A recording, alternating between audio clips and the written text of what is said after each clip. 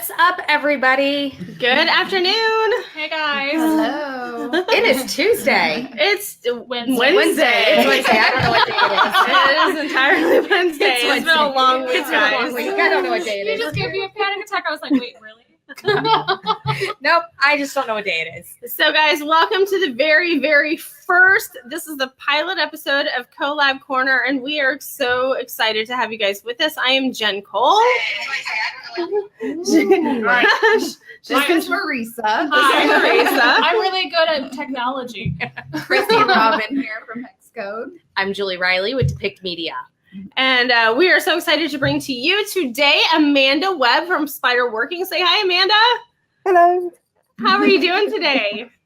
Good. It's nighttime here. Well, it's getting to be nighttime here. So you're all bright and early and fresh with the morning, and it's kind of wind down time here.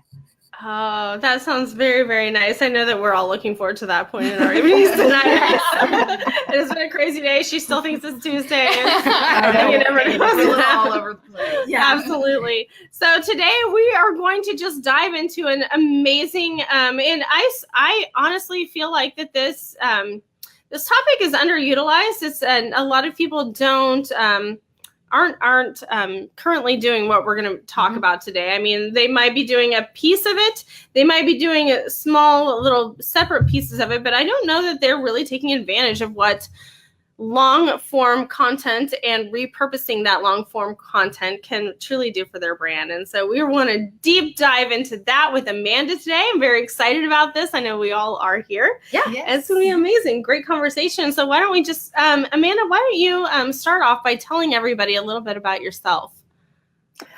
I'm a content marketing, digital marketing, one-person agency based in Ireland, and I work with small businesses mostly on strategy, like putting together, so not really network specific, putting together a strategy that is going to help them get results, because I think we all know it's really easy to waste a lot of time on social media. I do still waste time on social media. I'm not going to Who doesn't? I think we all do, but yeah. I know why I shouldn't be doing it now. So really, it's about, turning, what you're doing online into sales.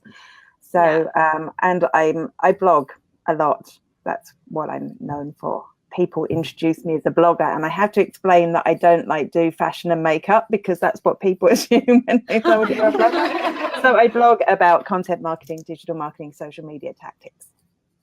Excellent. That is so cool. And, blogging is exactly what we're here to talk about today, long form content. And so it can be a truly powerful thing.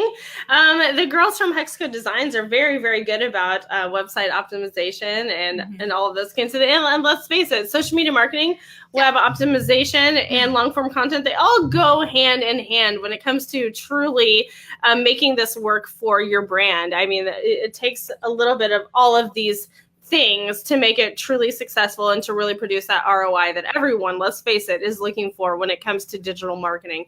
And so to talk about this amongst the five of us, I think it's going to be very exciting. Oh, yeah. And I really hope that it's as exciting for our viewers to seriously consider the power of what this can do.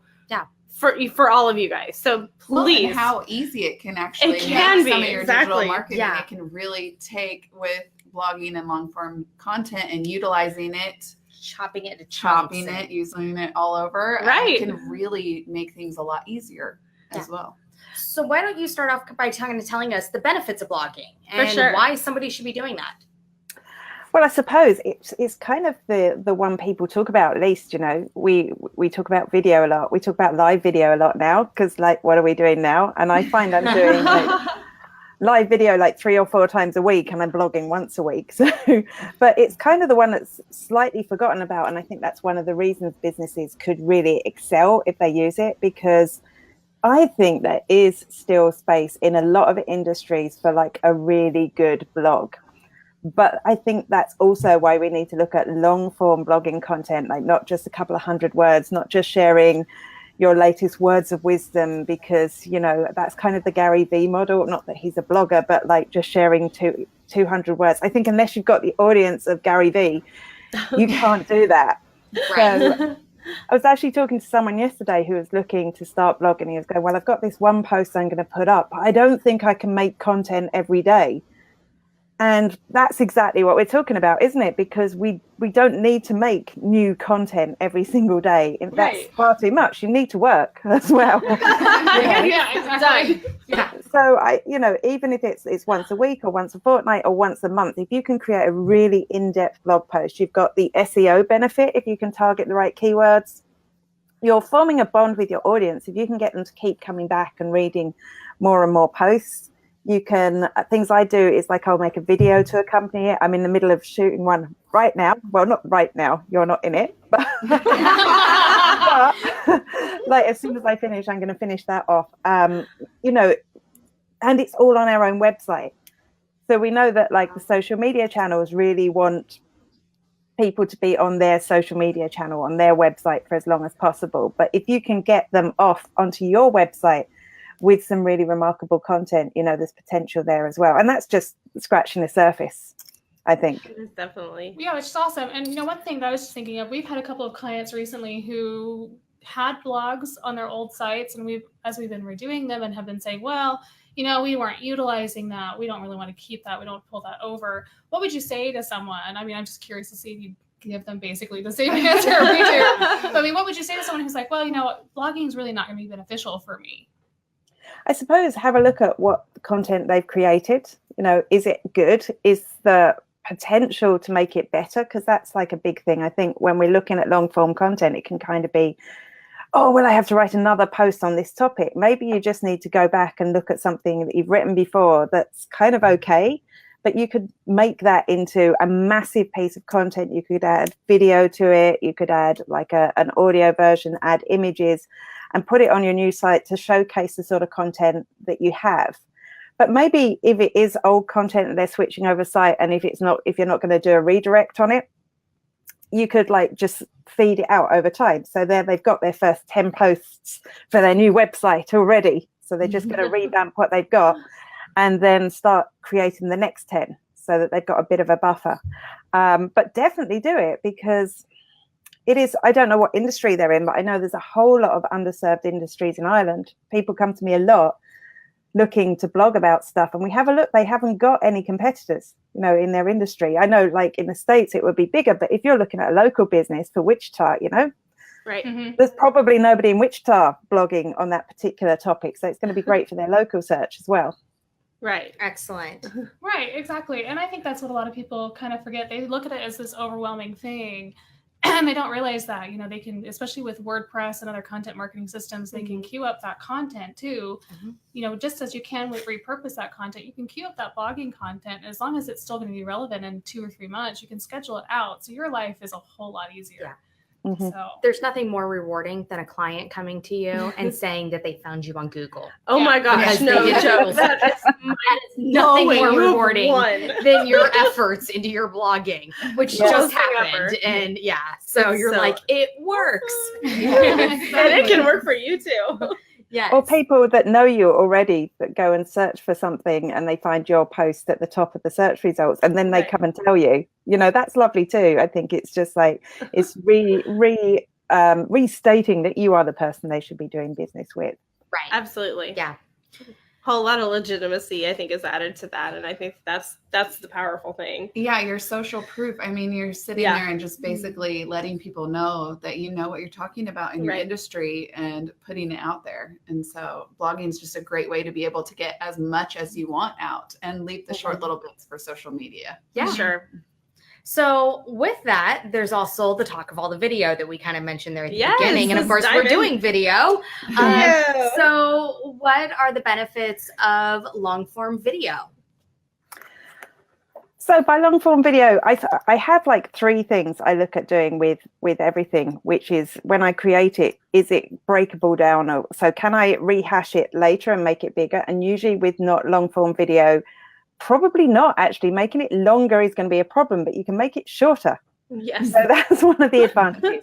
Doing something like we're doing today with this video, I think with Facebook pages and Facebook groups, when we're looking through our feeds, particularly with Facebook groups, when we're looking through our feeds, we'll see so many posts coming in from Facebook groups, and I'll be busy like replying to stuff.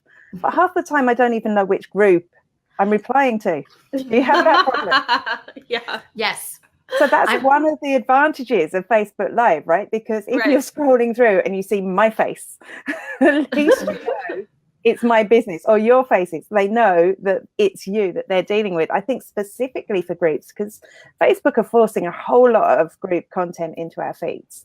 So in order to stand out, I think you need to have like big branding. So a photo of yourself, a video, a live, you know, that's the best way to stand out. And something like this, you have a big long live, we can cut out all the bits where I say rubbishy things.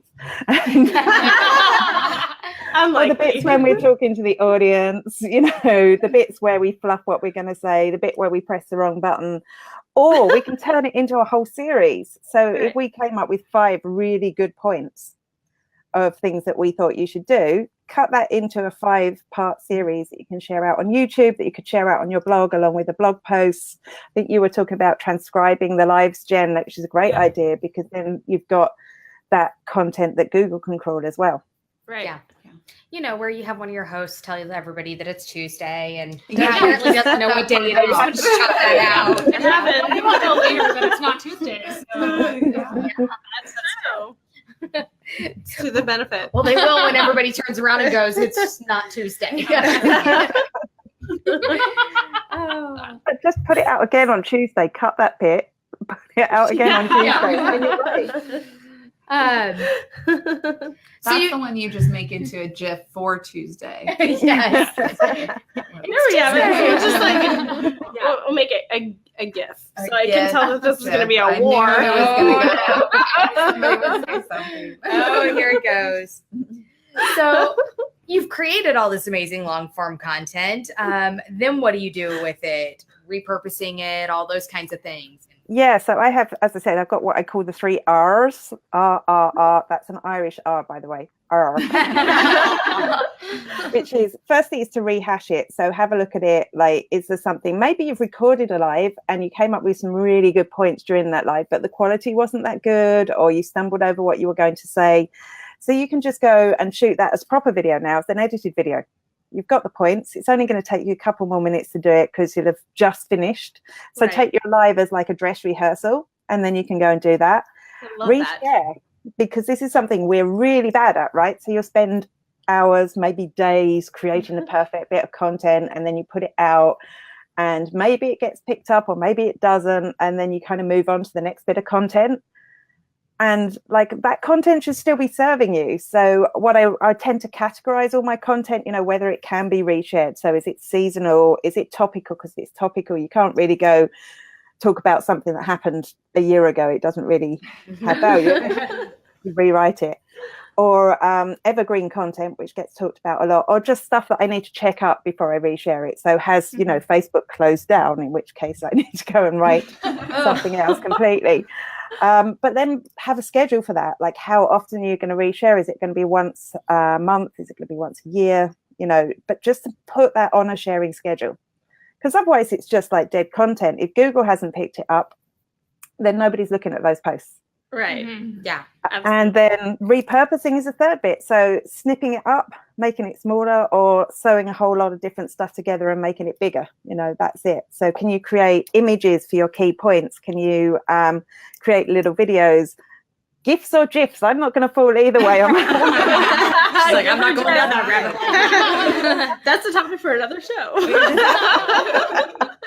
But I mean, that's perfect content, definitely from Facebook Live, when people just pull silly faces and do things. You know, that there's that sort of content that has, it doesn't even have to be relevant to your original topic, but it's stuff you can use it on Twitter, then you can use it in comments on Facebook. There's so many places we can use them now. So that's something you can do.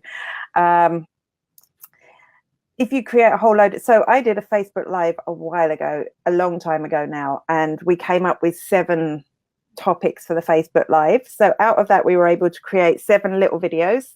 We took a screen grab for each, and then I put them into things like Prisma, you know, that iPhone app that makes everything look like a painting. So if you've got a really poor quality kind of screen grab, it just works miracles on it. And then we could put what each point was into it. So that gave us, on the blog, it gave us, you know, nice images that we could share there and nice shareable images that we could share maybe on social media. And then we put those back together into an infographic. So it was the 7 deadly sins of Facebook Live, I think. So you could have an infographic out of that, or not even an infographic, but, a long graphic that you could use on Pinterest. Right. Then we can have an audio version of the edited one as well that you could use for a podcast. That's just some of the things that we did with it. So, and we were doing that because we were running a course on video and how you could repurpose your live video. So it was like, look, you can do this, you can do that, you can do that. And really that's like from one piece of content. And if you have your transcription as well and you turn that into a blog post, that's, about 30 pieces of content just from one Facebook Live that we did a little bit of prep on, but it wasn't like a huge amount of prep, so there's just so much value there. And all of that stuff could point back to your website as well if you wanted to. So it's a good way. Yes. Yeah. Yeah, I mean, and then that's like basically the holy grail of, the whole SEO being found, and you're doing this in all of these different ways. And if you optimize it in the right way, you're going to be found on Google. And that's, and that's going to lead to your ROI. And it's really what it all boils down to about building authority and being legitimate. Like we were talking about just a little bit ago, like all of this stuff can work together just so easily with simple, content repurposing. It's just magical. And I look at it too, is how it keeps your brand very solidified across Absolutely. all those platforms too, because what we try to explain to people too as a marketing agency is, your brand is not just your logo and your colors. Your brand is, which a lot of people think that's your brand, right? And so a brand is everything from your logo and your colors to your voice as well, and your copy and your social media and things like that. And if it's repurposing your content, really is just an easy way to make sure that brand voice is consistent as well. So even if somebody follows you on Twitter and they follow you on Instagram, they're going to know that it's you, right? And if somebody meets you in one place and then happens to find you in another place, like, there's that instant recognition because you repurpose that content well. Yeah. And I think creating content is something that stresses a lot of businesses out, a lot of especially small businesses. They look at it as exceptionally time consuming. And so it's a way that they can take that one piece of content, spend a smaller chunk of time and have it utilized across multiple channels, multiple times, and not feel like they're tied to their computer constantly creating new content. Or that they have to hire somebody to do that for them. A lot of people think that they have to hire a whole staff member just to create all of this. So we have one a other question thing. from Tim. Sorry. Oh yeah. So Tim Lewis is with us. He's watching on. It appears he's watching on the Depict Media page, and he wants to say, one question that I'm able to see from him is: so what is the most successful piece of content everyone has done based on Google searches? So I think we could go around. I know that we probably share the same story. But because we're both the same. So maybe you guys share, we'll share, and then Amanda, you share, and we'll all just let's start with Amanda, then the hex code, and then we'll share. So Amanda, what is the most successful Google appearance that you've made? Okay, firstly, it's I suppose what does successful mean? Because I've had some posts that have had like ridiculous amounts of traffic, but then when I looked at it later, because this was early on, you have accidental successes. Yes, you do. And then I looked, that's a load of old rubbish. The post is rubbish. I can't take it down. Look at how much traffic it's driving. Then I did take it down, which was really, really painful to do, but I did. But so I'm going to talk about the one that I definitely wanted to work. So I recently did a post on vertical video, because when IGTV came out, everyone was talking about vertical video. So I didn't have any keyword stats for it. I did a bit on Google Trends, looking at it to see was it my instinct right. So for that, I did a video. I did a whole load. I did a series of videos over a period of time for editing tools for vertical video and other tools for vertical video. So I keep going back and adding to the post, which is what we were talking about. So I have my first one. And the nice thing is, if IGTV doesn't work out, because, it's not looking good at the moment, I think vertical video is going to be here to stay. So I'll just take IGTV off the end of that. So I engineered that and I keep adding to it. And it is now the second most popular post on my website, but it's the one that I want to be popular because it relates to products and services that I sell. Sweet. There you go. That is so cool. And it right now it's just so relevant. Everyone's asking that question. Is it going to die? Is it here to stay? Is it just a trend? Like we talked about this. In fact, we just talked about it for Social Media Examiner on Friday in the news. We had Owen Video on saying it's here to stay. Vertical video is here. IGTV is just getting started. And so, I mean, who knows? We were at the Facebook Community Boost and they said the same thing. Yeah, they said the same thing. Like I don't know. it or hate it. They think it's here to stay. Yeah. But look, it's not. If IGTV fails, YouTube all of a sudden decided to make their player better for vertical video, in response to it. We all watch vertical video on Facebook. So whether it works on IGTV or not, I think what my instinct is. So hopefully that will keep delivering me loads of traffic. Yes.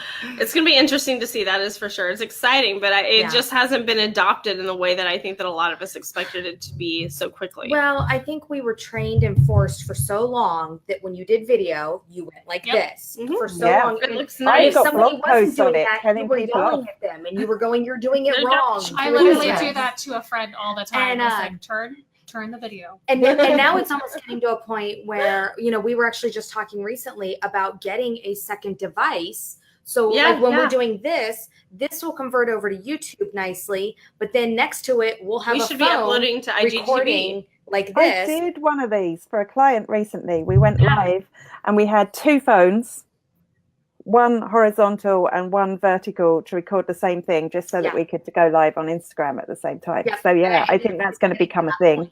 It really is. I mean, it boils down to the power of content repurposing. So let's get back to the question about Google. What is your biggest success been? I was really hoping you'd forget. I did not forget. We love our audience questions. No, for us, this piece has been it's a year old now, I think, and it was all just about 3 tips or something to improve your Facebook organic reach. Sweet. Because we preach all day long organic Facebook over paid ads. I know Julie loves paid ads. You got to have both. There's space for both, right? Yeah. And so, but especially even a year ago, they were paid ads and stuff. Oh, we were not friends. And, it's so crazy to believe. We had a lot of people that just wanted to throw $10, $20, behind a post, but then they were wondering why their organic was decreasing. So it was 3 points, short, 600 to 700 word blog. I'm actually very verbose, so none of my blogs are 200 words. I don't even know how that's possible. No, I don't either. That's weird. It's not like she talks all the time. No, I basically write a thesis, and then I have to cut it down to a blog form. But and I want to say that got the most interaction. It still gets some of the most traffic of any of our blogs, and it's brought people for social media questions at the very least, and that's one of those things where it just kind of shows. And I had one person come to me several months later, and they're like, that worked. Yeah. And it was very simple, very simple stuff. So yeah, it's amazing. Some of the content that you can put out there that even comes back later. Yeah. Months later. Yeah. And you're like, oh, yeah, that's the importance of blogging. I really need to go and update it because Facebook groups have become a huge part of organic reach. Absolutely. I have another friend who, as soon as we started a Facebook group for his page, his organic reach started going through the roof. So, I mean, that's the thing. There are so many things that change all the time that updating that content is so important. Yeah, we all work in the digital realm, so tomorrow it'll be completely different than today. Oh my gosh, that is a nightmare. So we have a story. I'll let you talk about. Well, our story is really, we are so new. Yeah. Depicted Media is so new, and we started, officing when we merged together. We started officing out of a space that wasn't even our own. We were leasing it from a client, and so we weren't able to have our own Google listing. Yes, we blog, and yes, clearly we do live video. We do so much live video, it's obnoxious. But we do a lot of live videos. Are you sure? No. So much that when you don't do it, people miss you they're questioning. So we had the biggest thing happen to us last week, and I don't know that it might have something to do with, it's got to have something to do with our content. I swear it has to, because it's the power of Google. But so what happened to us on Friday when we were heading back from Topeka from the community boost? Yeah, I got a phone call on my phone, And it was from a pretty big company here in Wichita saying that they had found Pix Media on Google and wanted to learn more about us. Yes. And that pretty much made our day. Yeah. So we've been found on Google, and we're excited. I've been working really hard on you've been working hard on the blogs. I've been working hard on doing the back end optimization of everything. It's been it's just always a great partnership. It works out, and when you have multiple hands kind of going in and taking care of and doing it, and so it was exciting because it was exciting. It was like, yes, we've done it. Like, I don't know how many times we've cheered over this fact that now we are searchable on Google. We are. The best is when the Google My Listings sends you your monthly reports, and it tells you that more people saw your local listing. And so many people hit call from your local listing. I know we're kind of getting close on time here. I want to make sure we touch quickly on kind of touch base on or points on the proper optimization of blogs, proper optimization of your video content and your metadata and file names and how important that kind of stuff is. Right, because that can really, I honestly think that I want to hear Amanda's, I want to hear your take on this because I know how important it is. I would like for you to explain to our audience how important this is. Well, I guess half of my blog posts at least are not SEO blog posts, but half of them are, because sometimes you just need to write about a topic because your audience wants to know about it, which hopefully in some point in the future will bring it. But even when you're looking at long tail keywords, you're looking at a sentence, it's not that. So I suppose the first thing I will always do, I'll have like a list of ideas for blog posts, and the first day of my blog post writing, so it's not like I write like all day long, but I try not to do it all in one day because it's just too consuming then. I'll go off and I'll start researching keywords, and I just use simple things like, the Google autocomplete, and then I use the Moz toolbar to just see how heavy the competition is. Am I competing against 80 DAs, 90 DAs all across the board on that search result? How close are the search results as well? Are they actually optimizing for that keyword? Have I got a chance of getting in there? So, and then I'll make a big list, because it's not about just putting one keyword in anymore, and repeating it constantly. It's about trying to put in a lot of related searches terms as well, so that when Google's looking at the post, they're seeing all the related searches. So that's the first thing I do. And then I write the post and almost ignore all that stuff. And then go it can happen. You're writing from your heart. You're writing what you know. That can totally happen. But Google likes that anyway. Yeah. And then I'll go back and I'll just go things like, subheadings. Maybe all the keywords that I found or the key phrases I found would make good subheadings, because I'm writing one at the moment. The video I'm shooting at the moment is about Facebook Live for Facebook groups. And there are some really hot keywords in there that I'm actually going to write peripheral blog posts for, so that they'll all point at this big blog post. But obviously, I'm going to put them in as secondary keywords there, because there isn't a big keyword for going live in Facebook groups. There isn't. But this is going to be a mega post like my vertical video one. So that's my next thing. And then I use Yoast, like I think everyone does. I don't obsess about getting a green lights on everything, but enough for it to just go, look, that's close enough. There are some things I have deemed just impossible to get a green light on. Right. You get that yellow light and you're like, it's not getting any better no matter what I do. And actually the way that we structure some of our sites too, Yoast doesn't necessarily read it quite the same, because we do a lot of customization with our WordPress. So Google sees it all the same, but Yoast doesn't. And it's just like, forget the green light, except on blogs. And things like images as well. If you add images, name your images like properly when you're creating them. Make sure that you're like getting your keyword that you want to get found for in there. But at the same time, because I think this is going to start becoming really important, make sure it's like good from an accessibility point of view, because sometimes you're trying to get your keyword into your description, or you're trying to get your keyword into your metadata of that. And that means if somebody comes along and they're blind and they're accessing your website via one of those tools that reads the website, you need to make it readable by them as well. So don't just kind of spam your images with, I think that's going to become more and more important. I haven't seen anyone actually talking about it. It's just one of those things in my head. I haven't seen anyone from Google or SEO experts. Yeah, well, and honestly, I worked for publishing house that very much focused on accessibility on web. And it was eye-opening to me how much people don't consider that, and how easy it is if you approach it from an accessibility standpoint. It's actually really great for your SEO because you tend to be using those keywords anyway. Right. But we do have a tendency, like you said, to kind of go, oh, this is like this. I'm going to make up this keyword in here, and it doesn't necessarily make sense. It's hard not to do that too. Yeah. But I agree. So- I think Google's moved that way. Tim wants to know real quick before we wrap up, do you use the free or paid version of Yoast? I'm very stingy, Tim. You should know that by now. No, I just use the free version. I actually am not paying for any SEO tools currently. I'm sure I will at some stage, but I just try and do what I can for nothing. And I think that's the same for a lot of small businesses, right? None of us have a big budget, so we have to kind of look at the tools that we're signing up to. Yep, Oh, that's definitely. exactly it. So, well, can you tell everybody how they can find you and where they can go to learn more about you? The best place to go is always my website, which is spiderworking.com. I think that links to most of my social accounts. If it doesn't, I am spider working everywhere. So like the scary thing, a spider who's doing a job working, that's me. I love that.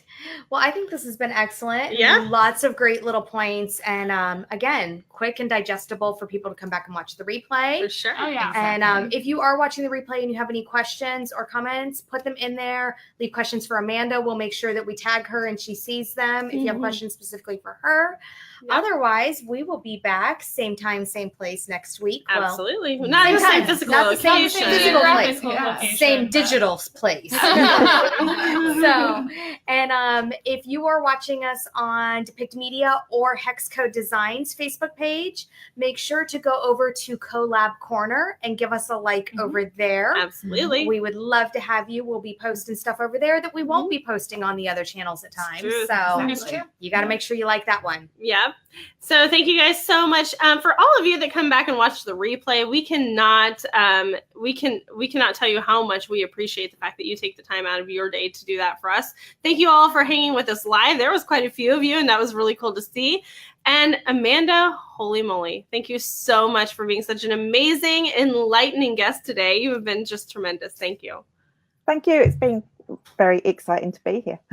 Well, it's been wonderful. So, wow, what a wonderful first show. I know, It's so been so quick. great. I know. It's exciting. We can't wait to see everybody next week. Oh my God, it's going to be so much fun. So you guys have a wonderful week, and we look forward to seeing you guys next time.